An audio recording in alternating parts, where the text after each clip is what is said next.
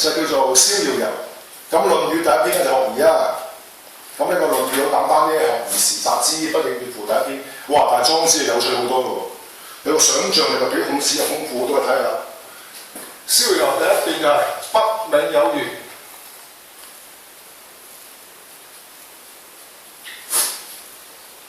其名為鯤。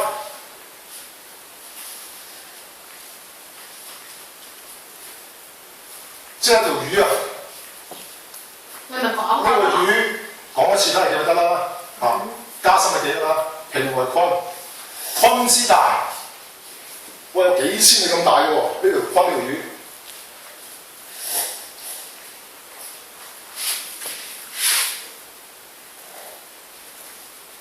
有幾千里咁大嘅喎，鯤呢條魚。咁咧，經過段時間之後咧，鯤呢條魚咧，佢咧就變一隻雀仔喎。其實唔係雀仔啊，係巨鳥啊，花為鳥。喺北冥啊，係最北嘅地方啊，喺北極啊，最深海嘅深海最深最黑嗰啲地方叫冥啊。有條魚叫鯤，鯤後來變一隻大魚，由魚變咗一隻大鳥。咁嘅鳥咧，佢個名咧叫做鵬喎。哦，我知道啦。係咪同呢個鳥唔同啊？我知道啦。想像力㗎。我聽過啦，呢個成語故事。好多人都聽過㗎啦。大鵬冇錯啦，就係呢個啦。小學我聽過，中學更加留心啦。咁你聽過得點講啊？後尾就鵬點樣啊？個名叫鵬。哇！呢個鵬之背咧，又係幾千里咁大喎。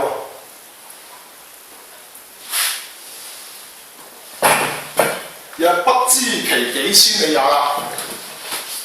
蕭立你又做乜嘢？攞嘢。唔好再跑嚟跑去啦，因為床旁呢啲跑嚟跑去嘅。你揾我。坐定定。坐定定，唔好嘈，好繼續啦。鵬之背一樣啦，唔重複啦。又不知其幾千里也。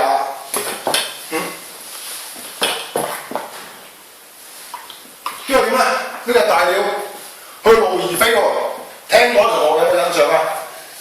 呢個大鵬展翅啊，路而飛。乜鬼東東嚟？好似係乜？路而飛唔知點解咧？佢好嬲咁樣揮走咗。我問親一同學，個個都好嬲，梗唔係嬲。你諗下一隻鳥，嗱由隻鯤嘅魚，大魚變咗隻幾千里咁大嘅雀啊嘅鳥啊，佢一振翅，梗係好大陣仗啦！你想象下，莊子嘅佢嘅重點就係佢嘅特點就係佢寫啲文章咧好有創意嘅，亦都係好宏大嘅個畫面啊！你諗下呢個咁鬼誇張，幾千里咁大雀一拍嘢，梗係好大陣仗啦！哇，好澎湃啦，所以咪好似啲路咁樣啦，路就形容咗個氣勢啊！路而飛好大陣仗，好有氣勢嘅。哇！隻翼咧直頭成片天嗰啲雲咁樣喎，路而飛跟住就係翼。呢個原來係阿莊子寫嘅。係啊，翼若垂天之雲啊！呢個應該好簡單，你應該識㗎啦。垂天之雲，直頭咧大到好似成片天啊！你望成片天啊，咁大啊，有雲一樣。冇錯啦，呢個就係莊子寫㗎啦。呢個大鵬展翅。咁呢個由魚變咗隻巨鳥，再去到飛到上天上，咁跟住點咧？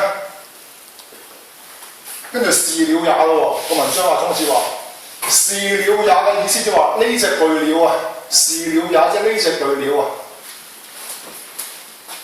呢隻巨鳥佢咧就海雲則灑於南冥，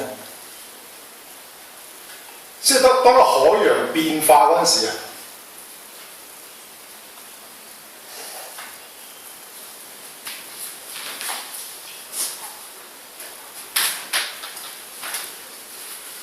你哋開始讀地理咧就會知道啦，嗰啲海洋咧係會變化嘅。點變？嗰啲洋流啊，每季都唔同嘅。老師，咁啊，呢隻老師，係你流量咧？上緊課唔好講流量住，攞課先講呢啲。唔得，蘇靜，唔好講呢啲嘢住。上緊課唔好上嗰啲住啊。小倩，你已經上咗嘅。老師上緊課就講俾你聽，唔使上網查。唔得，得，收聲。好聲。後邊嗰啲手勢啊，聽過？你有冇聽？跟住咧隻鳥咧就飛去呢個南冥啦，南冥就係天池嘅地方。我哋有點開點咁樣㗎？冇嘢啊，我就係老師繼續講。嚇，唔可以咁樣喎真係。我要聽古仔。係啊嘛，我要聽古仔啊！嗱，我頭先你實咗咗，我就呢個路兒飛開始啦。咁佢咧好振翅高飛咧，咁就呢隻巨鳥咧，佢隻翼咧就好似個天上啲雲咁啦。咁咧，當啲海洋變化嗰陣時啊，佢成日自己啲海咧就會劃出去遷晒去南極啦。即係佢由呢個北極就去到南極嗰個地方。嚇咁鬼遠啊，飛得！你諗下嗰個莊子嗰個寫嗰啲想像力幾咁宏大？飛得咁鬼遠嘅。咁佢飛到上天咧，佢一飛就飛到幾千尺咁高咯。咁佢見到乜嘢咧？佢話個文章就話野馬也，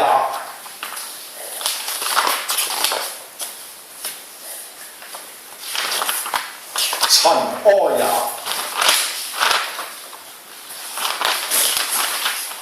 哇！你哋簡體字嘅塵好嘢啊，寫到一個小字喺度。寫住。其實個塵字咧，上得六畫得到。野馬也，塵埃也，點解咧？嗱，呢個好重點嚟㗎，好緊要啊！呢個野馬即係都係嗰天空嗰啲雲啊，啲白雲咧就類似馬嘅形狀啦。塵埃唔使講啦，成個空氣都係滿佈住啲塵埃，只不過肉眼見唔到啫。當我哋每朝早咧有啲陽光照住咧，咪見到啲塵埃嘅。其實空氣裏面充滿住呢個塵埃嘅。野馬就係揀啲雲啊，類似一隻馬嘅形狀啦，同埋啲塵埃。當一隻巨鳥呢隻鵬啊，大鵬展翅飛上高空嘅時候，飛到上9重天咁高嘅時，飛到上9重天嗰陣時，你落咗課先食啊？唔想上課食嘢嘅，不過我哋係都要上課，唔係搞呢搞路。係啊，真係你哋真係上課真係離晒譜喎！真係上課食嘢都有嘅，以後唔準坐上課食嘢啊！真係點同你哋上課呢？話咁鬼人。喂，當呢隻大鵬飛到上9重天，見到啲大雲啊，啲白雲好似野馬咁樣嘅，同埋啲塵埃咧，佢就喺度諗呢個好重要問題喎。唔知你哋有冇諗過啊？佢喺度問緊啊，問個問題，好非常之重要問題嘅。嗰個天嘅顏色係本來就藍色嘅咧。哇！好重要嘅問題，你哋有冇諗過？呢個莊子係2000幾年前問呢個問題。你哋到中學有啲，你自己有冇問過啲問題？有冇諗過啲問題？點解個天係藍色嘅？啊？我知，我係海嚟嘅。你哋冇諗過咧？莊子喺2000幾年前咧諗呢個問題。天之蒼蒼，其正色也。啲古文啊成日見到個椰字嘅，即係意思話點？即係咁顏色嘅咩？咁即係你咁嘅意思啦。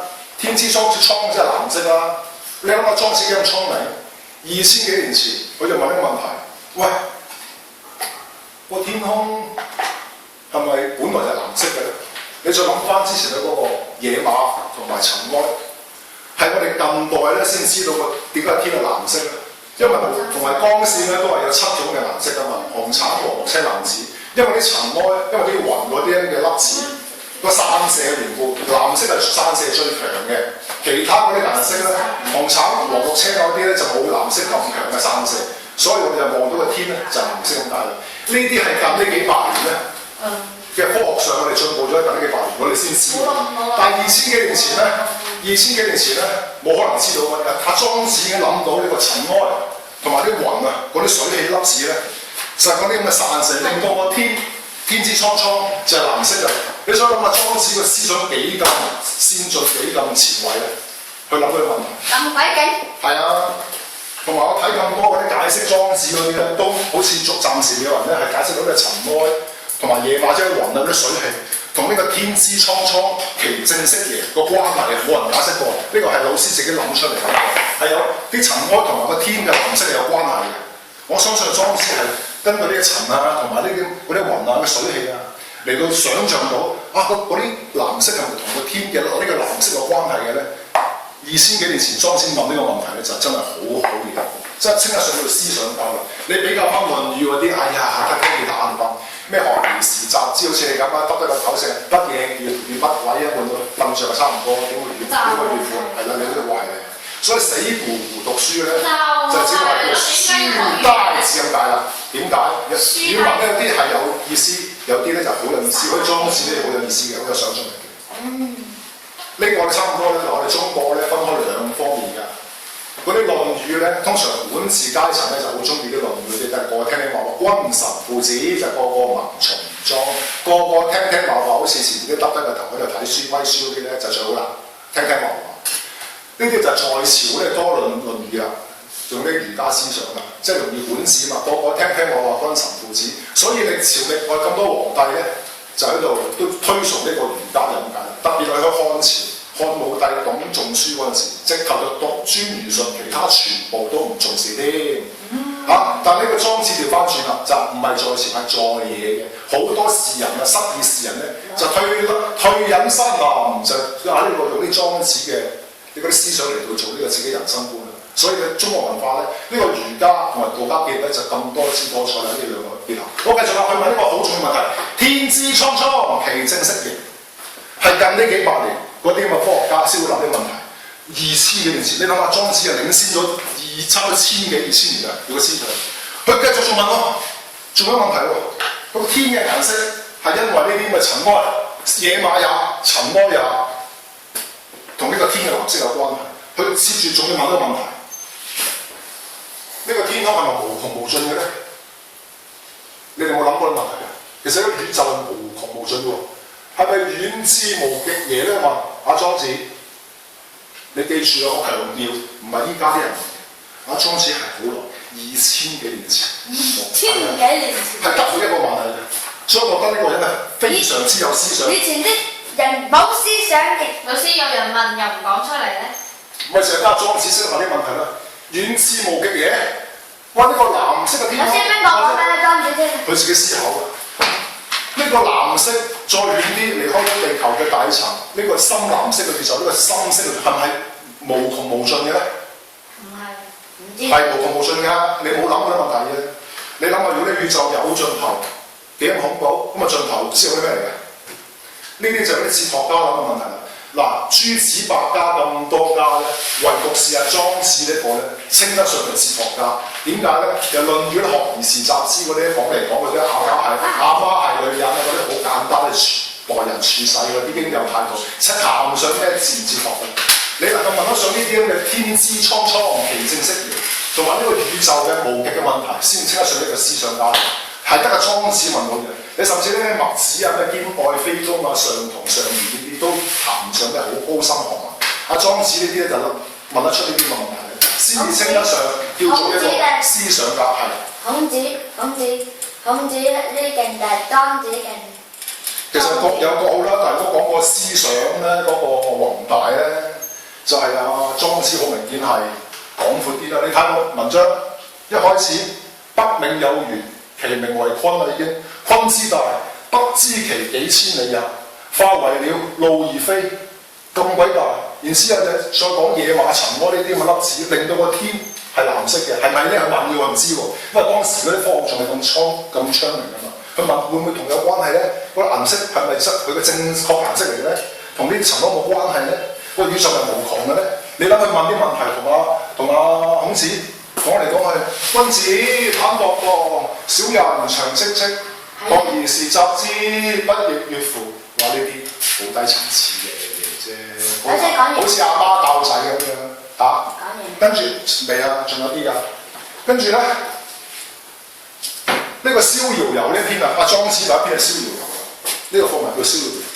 佢臨尾咧就舉個例子喎。佢講完晒呢啲由呢個鳥變到雀嘅鳥，飛上青天，見到個天空，問咗呢咁深嘅問題，天之蒼蒼呢個藍色嘅問題，同埋宇宙無極嘅問題。佢再舉個例子啦，臨尾啊逍遙遊，佢又舉咗呢個阿列子，唔係呢個諸子百家列子喎，係個列子啊，嗰啲叫列構係列子。雖然個寫法都一樣，但係兩個唔同啊，唔係你哋嗰個諸子百家嘅列子啊，另外一個列子嚟㗎。呢隻紙咧，因為佢修練過，可以御風飛行。咁啊，莊子話：你識得飛啊，一飛一去一回咧，就15日都飛到。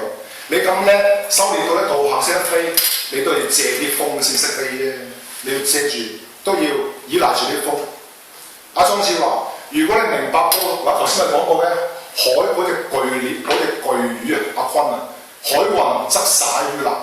佢知如果了解到呢個天地之正啊，知道呢個地球嘅變化、六氣之變啊，知道晒啲氣啊、所有嘅嘢啊、個物種個變化嘅話咧，你海運自自然然就將你徙到去呢個南極，由北極將你運到去呢個南極咁鬼遠，唔使御風嘅。你明白呢道理就得㗎啦。然之後你有獨立嘅思想，阿列子都要憑借啲風啊！阿莊子話：你憑住你自己獨立思想嘅，我乜都唔需要依賴，乜都係。我哋人裝上咗翅膀，點解飛唔到嘅？裝上翅膀，你裝上都係機械啫，都係。唔係啊，嗰啲係嗰啲好似啲雀翼咁樣嘅嗰啲。飛到㗎，有飛人嚟㗎，飛到啊！你哋上嗰啲視頻嗰啲網站睇你哋好興嘅 YouTube 咧，就俾政府封殺晒啦。你係上嗰啲咩土豆啊，睇佢都有㗎，好多人裝啲飛人嚟飛到㗎。好，講呢啲飛行技術啦，言歸正傳，我落咗課先慢慢同你講飛行嘅啦。依家講翻正傳啦，因為差唔多講完啦。咁啊，列子佢飛咧都要借住啲風啦。但係莊子話：你只要你了解到呢個天地之正、六氣之變咧，你了解到嘅地球運作咧，順住自然咧，你又可以由南極、北極喺度穿梭，靠住呢個海洋啊嗰啲變化。由北極一運海運則徙於南冥，就去到呢個南極，然之後飛就飛上九重天啦，完全唔需要憑借任何嘢去比如乜嘢，比如你嘅思想、你嘅眼界、你嘅境界咧，要講嗰啲，唔好俾啲咩儒家思想啊，嗰啲耳戇戇嗰啲咩婆婆媽媽嗰啲，即係講得等於我講嗰啲，哇，嗰啲咩？咁學校又要求我哋講。咁你哋會都有作用嘅，但係一比較莊子高下立見啦，學而時習之喎。咩君子坦蕩蕩，小人長戚戚，呢啲真係一比較莊子，大家就覺得咧高下立見啦。呢啲只不過老師嘅個人睇法啫。你哋自己啱啱小學就自己再上大啲，或者中學啲初中啦，就比較下啦。咁啊，只不過老師俾個意見你哋嚇。呢個就係呢個逍遙遊啦。你只要有個獨立嘅人格、獨立嘅思想，你就唔需要憑借任何嘅學説。咁咧，你就可以靠自己嘅思想，靠自己嘅創意。就可以自成一家。其實讀歷史咧，唔知你有冇聽過？老師講過啦。呢個《史記》咧，嗰個作者叫司馬遷啊，佢都講過㗎啦。讀歷史咧，3句説話啫。窮天人之際，通古今之變，成一家之言。有冇教過你哋啊，老師？仲未教啊？中學都未講呢3句嘢。我《史記》嗰個司馬遷就講呢句啦。窮天人。窮天人之際，即係了解晒呢個所有嘅歷史過去啦，通古今之變，知道晒歷史嘅變化啦。你熟習晒之後咧，你就慢慢學習下自己嘅獨立思想，去諗下呢歷史事件係點樣嘅發生，點解咁樣嘅咧？同埋比較下，譬如比較下莊子啊，同埋孔子啊，兩個學説係點嘅？有啲咩分別啊？邊個好啲啊？邊個眼界廣闊啲啊？邊個就話好似即係好多，好似對人啲思想好多枷鎖咁樣？邊個好啲咧？咪即係取個長處咯，各取長處，自己咪會進步啦。好啦，今日講嘅莊子講喺度啊，落課啦。